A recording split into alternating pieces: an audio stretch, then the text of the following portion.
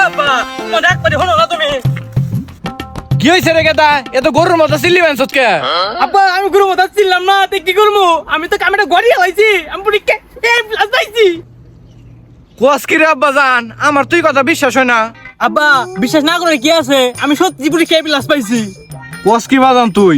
যে ক্লাসে তুই 3 বছর ধরে রইছত, পাস করাই তোর মুশকিল হয়ে যায়, আর হেই ক্লাসের পরীক্ষা তুই প্লাস পাইছত। আমার তো বাজান বিশ্বাস হয় না, কাহিনী কি তুই তাই ক। বাজান কাহিনী তো একটা আছে, কাহিনীটা হইলো আমি যে মেয়ের লই প্রেম করি না, হে মেয়ে আমার কইছিল পরীক্ষায় যদি তুমি এই প্লাস পাও তাহলে তোমার বিয়ে করু। আমি এর লিগে পরীক্ষায় প্লাস পাইছি। ও বাজান, তাইলে এই কাহিনী না? মেয়ের আইডির নাম কি বাজান, সাদিয়া নিহি?